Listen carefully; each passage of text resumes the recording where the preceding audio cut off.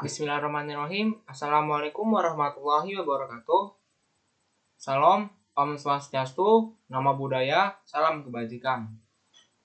Alhamdulillah pada kesempatan ini saya masih diberi kesehatan walafiat dan semoga saja teman-teman di luar sana juga diberi kesehatan. Amin. Yang terhormat Ibu dosen Muri Nugraheni selaku dosen mata kuliah Tata Kelola Teknologi Informasi. Izinkan kami dari kelompok 3 yang beranggotakan 5 orang, yaitu yang pertama ada saya sendiri, Bima Ardianto, kemudian yang kedua ada Haikal Zaki Muktigani, yang ketiga ada Nurul Andini, dan yang keempat ada Ririn Florenta Tubanggor, dan yang kelima ada Alia Regina Putri, untuk memaparkan video pembelajaran yang berjudul Penilaian Capability Level dan Proses Penilaian Capability Level Proses COVID-5. Baiklah, selanjutnya untuk pemaparan yang pertama akan dimulai oleh Alia Regina Putri. Mohon disimak ya. Saya akan menjelaskan tentang penilaian capability level. Capability level merupakan sebuah model yang menggambarkan bagaimana suatu proses inti di dalam organisasi berjalan.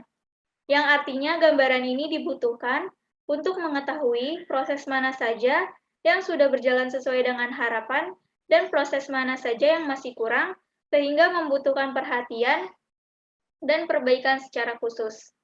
Gambaran ini juga menyediakan pengukuran performance atau kinerja dari proses-proses pada area governance maupun manajemen. Penilaian capability level bisa dibilang juga sebagai penilaian mengenai kondisi organisasi saat ini serta tujuan bisnis proses yang akan dicapai. Lalu, tata kelola TI berguna untuk memastikan teknologi dan informasi agar dapat mendukung tujuan bisnis, serta mendukung atau selaras dengan strategi bisnis tersebut. Penilaian tingkat kapabilitas sistem informasi menjadi solusi untuk mengetahui tingkat kematangan sistem. Selanjutnya, ada 6 tingkatan capability yang dapat dicapai oleh proses tata kelola, termasuk penetapan proses tidak lengkap atau incomplete proses, jika di dalam praktiknya tidak mencapai tujuan yang telah ditetapkan.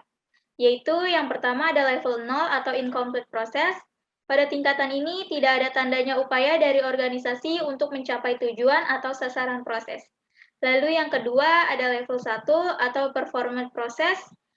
Di tingkatan ini, satu atribut adalah implementasi proses untuk mencapai tujuan prosesnya. Untuk yang selanjutnya, yaitu level kedua atau manage process. Pada tingkatan ini, proses pelaksanaan di tingkat sebelumnya diimplementasikan dan dikelola dengan baik untuk perencanaan, pengawasan, dan penyesuaian. Work product dapat dibangun, dikontrol, dan dipelihara dengan baik. Level ketiga atau stabilization process. Pada tingkatan ini, pelaksanaan manage proses di tingkat sebelumnya dengan proses yang sudah didefinisikan dengan baik dan mampu memberikan dampak terhadap proses tersebut. Level keempat, predictable process. Pada tingkatan ini adalah pelaksanaan stabilization process di tingkat sebelumnya dengan menentukan batasan pencapaian dan mampu memberikan dampak terhadap proses tersebut. Baik, saya Bima Ardianto. Saya akan melanjutkan pemaparan materinya dari level 5, optimizing proses. Di bawah ini ada. Pada level 5 ini, optimizing proses itu menggambarkan hasil dari pelaksanaan predictable process di tingkat sebelumnya level 4. Untuk dilakukan pengembangan secara berkesinambungan dan untuk memenuhi tujuan bisnis yang relevan saat ini ataupun proyeksi yang akan mendatang. Kemudian berikutnya ada proses penilaian capability level proses COVID-5 atau disingkat itu biasanya definisi dari proses COVID-5. Pengukuran tingkat capability COVID-5 ini menggunakan metode PAM atau Process Assessment Model yang dinilai lebih konsisten, objektif, tidak memihak atau imparsial, berulang, repeatable, dan pengukurannya itu menggunakan metode yang tadi, Process Assessment Model atau PAM COVID-5 yang terdiri dari 7 tahapan. Dan untuk melihat 7 tahapan ini kita bisa lihat di slide berikutnya. Nah, di sini udah ada ya tahapan proses dari COVID-5. Dimulai dari initiation, planning the assessment, briefing, data collection, dan seterusnya sampai reporting the result. Di sini saya akan memulainya dari tahapan yang pertama, yaitu initiation. Initiation sendiri merupakan tahapan pertama yang menjelaskan mengenai pengenalan objek yang diteliti atau dinilai. Ditetapkannya ruang lingkup penelitian dan menjelaskan hasil identifikasi dari informasi yang dapat dikumpulkan. Sekian dari saya, terima kasih. Selanjutnya akan dilanjutkan oleh Haikal.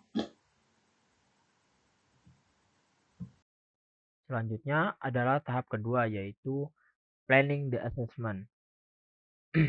Pada tahapan ini, para peneliti akan melakukan perencanaan penilaian agar mendapatkan hasil evaluasi penilaian.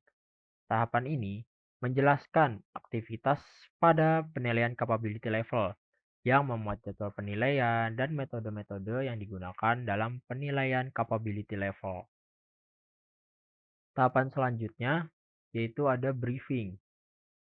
Nah, pada tahapan ini, para peneliti mengarahkan kepada tim penilai yang mencangkup input, proses, dan output pada organisasi yang dilakukan penilaian capability level.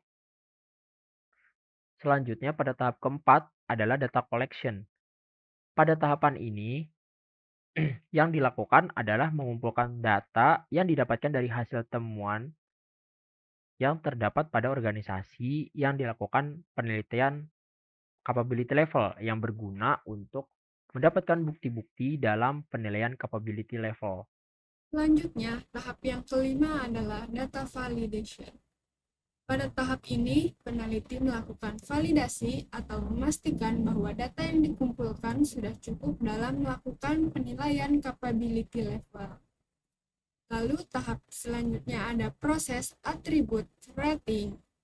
Pada tahap ini yang dilakukan adalah menetapkan level pada atribut yang terdapat pada setiap indikator. Tahapan ini bertujuan untuk mengetahui hasil dari penilaian capability level yang telah dilakukan. Lalu tahap yang terakhir adalah reporting the result. Tahap ini melakukan pelaporan hasil penilaian capability level yang bertujuan dalam memberikan rekomendasi.